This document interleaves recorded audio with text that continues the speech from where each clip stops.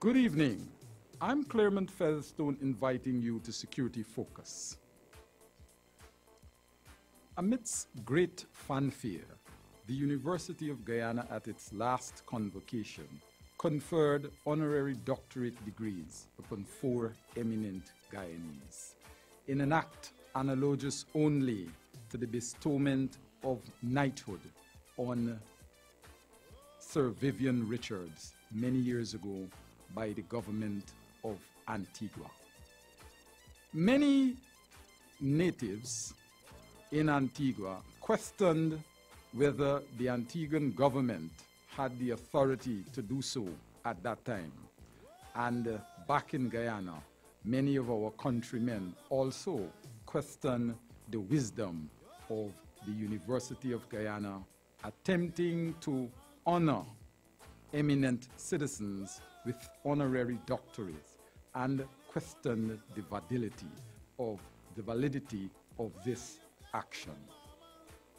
I was taken back because many of the persons who took to the letter column could have easily done some research on the internet to determine perhaps whether the University of Guyana was in order, and they would have found tons of information therein to substantiate the parameters that universities the world over, and even ancient universities, would have used to guide that very process.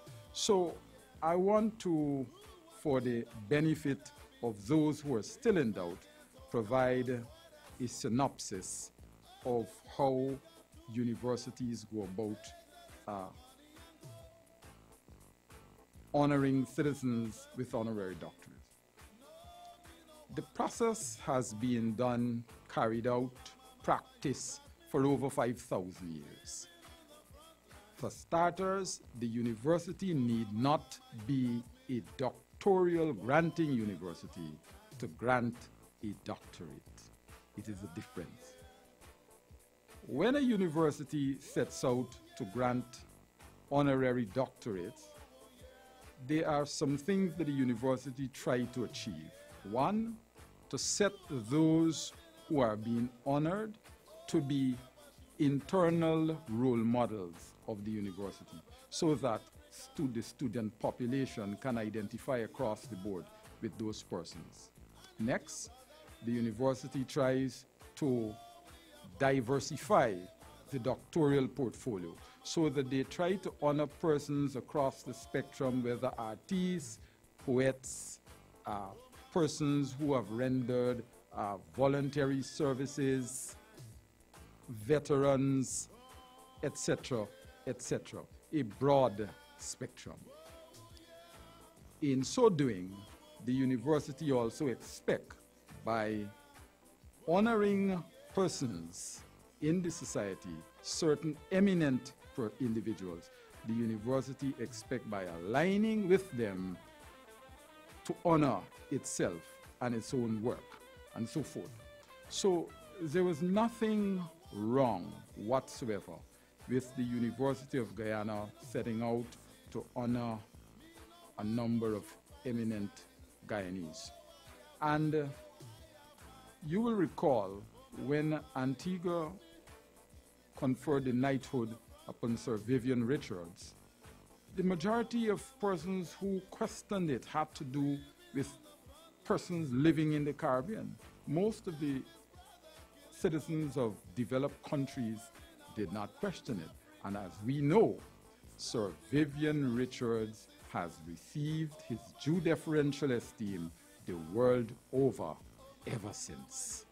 So I expect those persons who have been honored, those persons who the university have conferred those honorary doctorate upon. I expect them to receive the fullest respect and admiration of individuals further afield. And I here rest my case. There is another issue that I want to touch on briefly, and that has to do with this whole notion of copywriting. And I want to do so in a conversational way. I did see a piece by Brother Braffett, artist, and he did an excellent piece. But I think much of the work being done on this notion of copyright, some of it comes over a little too academic for the ordinary person to understand. So I will give a very conversational and down-to-earth explanation. The copyright process, as we know it today, has its origin in an Indian practice. Indian as in the Kuna Indians or the San Blas Indians. And they come from the San Blas villages and islands just off Panama. There is this practice where at a certain age, I think it is 15, when you reach 15, they introduce you to an hallucinogen, a bark, and they soak this bark and they drink the wine 3 or 5 days after, and they hallucinate. And they put you in a corner, in a camp, and they provide some painting material, and you hallucinate all you want. And when you are good to go, somebody comes and they give you a piece of board, a piece of cloth, and paint, and something like a brush, and you try to replicate the images that you're seeing in your mind's eye, and you replicate. And so if you look at Indian artwork, their cloth, you will notice a wide array of artwork. Now, what they used to do back in the day, and the Mexicans did it as well, if you were given a cloth to do a piece of work, and you did artwork that was similar in pattern to other pieces that existed in the collection, they kill you, because they said you copied somebody's work. You are replicating somebody's work. You are supposed to produce original work. So this copyright thing that we know today has its origin in ancient practices. And as far as I know, the Indians have been practicing that for about 4,000 or 5,000 years. So set the record straight with that.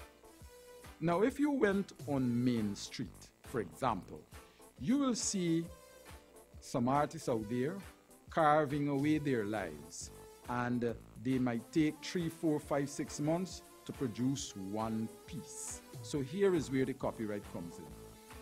A man comes from the United States, and he looks at this art piece and he says, I want to ask my wife if she likes this. Can I take a photograph? Wrong.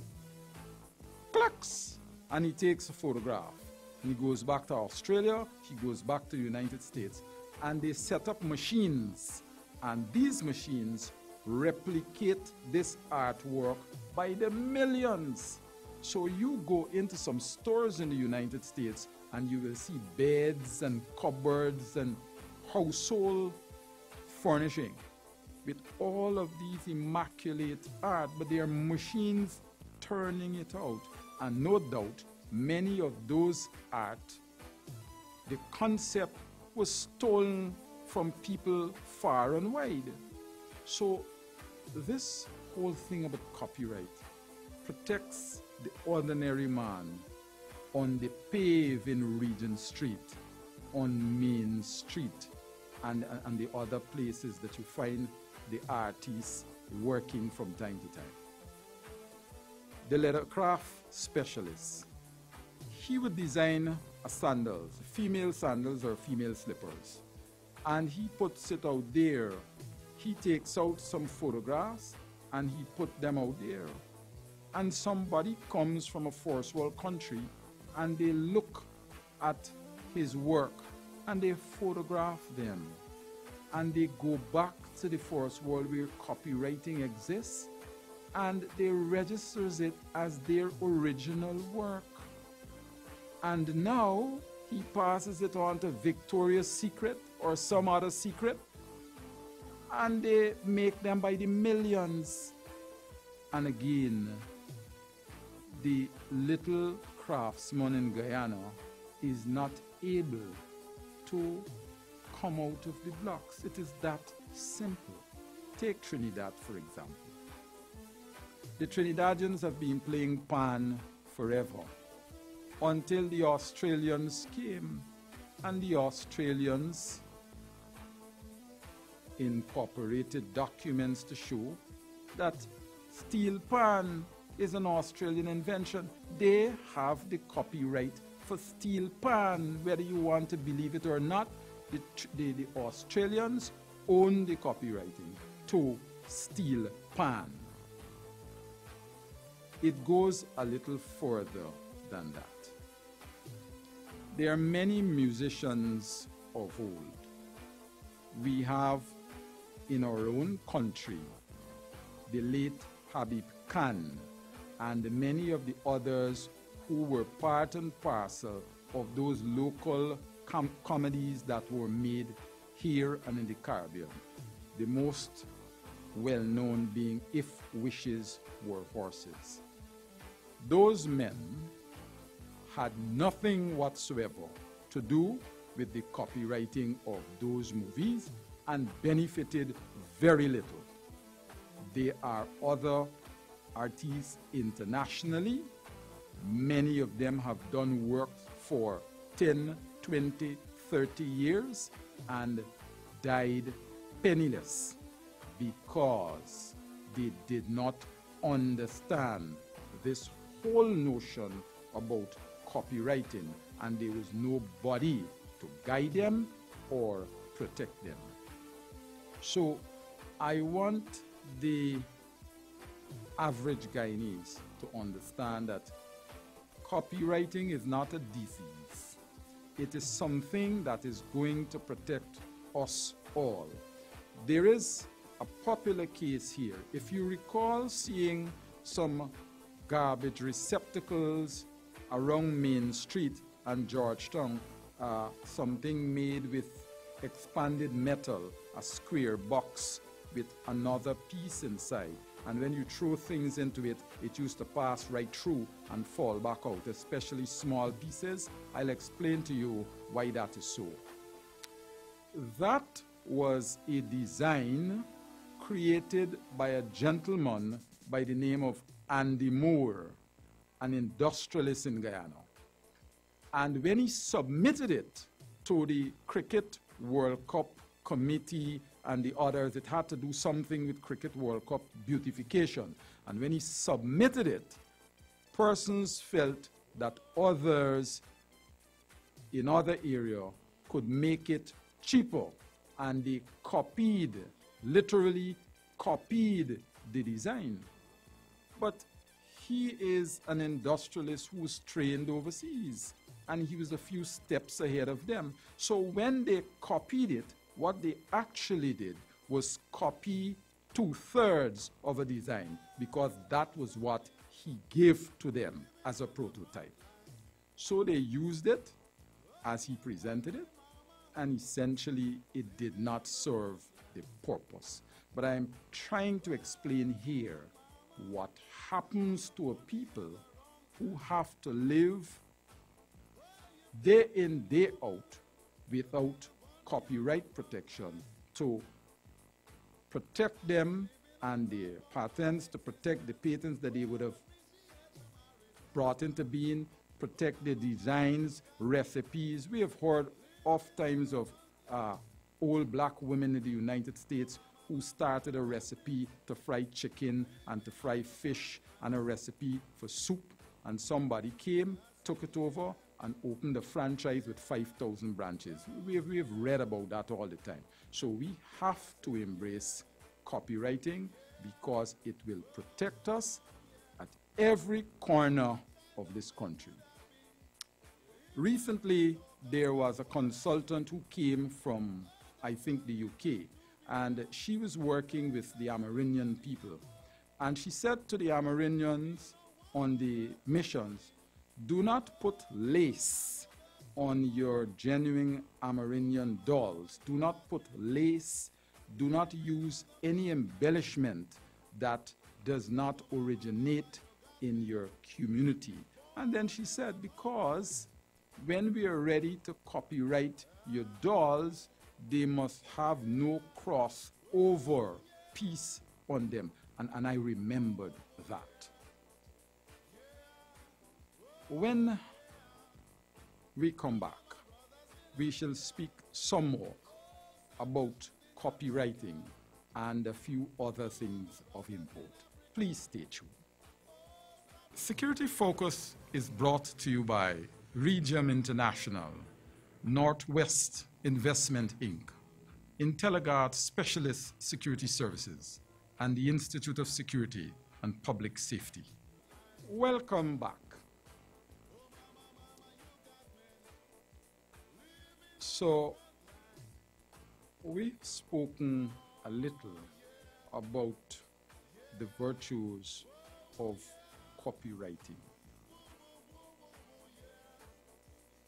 I think one of the reasons why many are afraid of copywriting has to do primarily with the fact that there are large institutions in this country set up to duplicate other people's work. Copywriting would protect even artworks, so that if you saw a building that an architect would have designed, you came in front of it, took some photographs, and went and replicated it blind, there would be a way to deal with you. And you know, in summary, one of the things we have to understand, there is no need to be afraid of copywriting, because the percentage that you pay, as far as I know, is somewhere between 1 and 10% for the most part. There may be other times when, for some type of works, that you probably would pay 15 or 20 or 25%, whatever. But I know generally you pay somewhere between 1 and 10%. So I think we should embrace copyright protection, the copyright laws, and I think if we support the process, it will augur good for us. We have just seen the conclusion of yet another municipal elections, and I figure we await the results with bated breath. I hope for myself that all goes well, and I hope for many of those who are on edge that all goes well. But I believe, as I said before, we ought to do a couple of things differently. And I say this with an intimate knowledge of our system. From time to time, friends would say to me that they're annoyed with the manner in which the president is running things for one reason. And I would say, what reason is that? And they would say, he is a historian. He is a journalist. And he would have interviewed, would have covered activities that occurred throughout this country. And I know that firsthand because I have been connected with the Ghana Review magazine for perhaps a decade or more. And those stories that they are talking about, I'm the person who covered those lead stories. I'm the person who recorded those stories. So if you were talking 750 hours of recording, I did them all. And I understand their feelings. But when I go into government institutions, this is what I tend to find. I find that many of my countrymen, and I'm speaking of Afro-Guyanese here, many of them wanted a change in government, but at that time, they were not prepared to trade a change in attitude. And so when I go into government institutions, I see things that were not practiced much, even in the PPP time. They were always trying to put their best foot forward. Let me give you an example. I went once for a contract to train persons at the Ghana Energy Agency. And I was called there by Mahindra Sharma. And when I went in to his office on that day, I saw a few Guyana Review magazines, and I says, oh, and he had about 3 of them there. And I have always heard, people have always said to me, says, well, you know, you all published stories that were uncomplimentary of the government on a number of occasions, and I knew what that translated to. But he beat me down, and it's as if he picked a war with me. And he says, well, when last you got some work from the government, and so forth and so forth. And he went all over the place. And I sat there motionless, and I listened to him, and I knew that he was really upset about something. And in the end, I left without the contract. Went to the University of Guyana, started teaching security there, and he sent 2 of his people to the university. They were properly trained, went to court, accorded themselves well, and eventually he said to me, come and do the work for me. Forget it, just come and do the work. And when I went there, one of the senior staffers at the GA said to me, he was not responsible. It was pressure that was brought down from the top. And I understood. The point I'm trying to make here is this. Even in the PPP's time, whenever you went to them and they did not want to give you something, you knew from the onset, they communicated it to you from the onset that you're not going to get anything from us. In our time, we have our own people pushing their own around in circles for years. And when the people speak, they are annoyed. They can't be annoyed. The ordinary man out there, he knows where it hurts, and he is speaking to those specific shortcomings. And so I really wanted to touch on that. The other thing I want to touch on is this belief in Guyana that the local security force does little or nothing. And I make reference to the man known as Big Head when he was trapped in Jamaica. Guyanese said that the local people did nothing. But I can tell you, many times when the police, and this recent case with the 14 fire officers is a case in point, many times when the police or Kanu and these agencies trap people in big organized events, I can go back to some interview or some issue of the Guyana Review magazine done 15, 20 years ago and see a story that tells me that that investigation is 15 and 20 years old.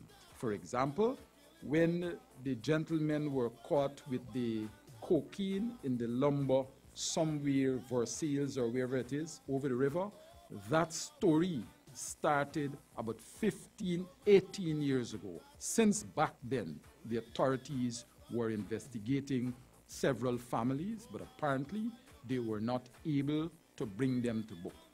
They were only able to do so recently. This story with the fire officers, there was a story since 2005 that I covered, and I remembered vividly where the fire service was very perturbed, very concerned with the theft among fire officers and pilfering by fire officers. This is an old thing. Fire officers are classified as degenerate thieves the world over.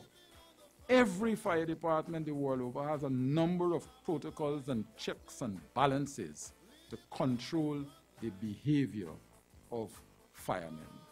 And so I am very, very glad that the fire service and the government has dealt with this matter surgically to ensure that we root out theft and pilfering from the fire service.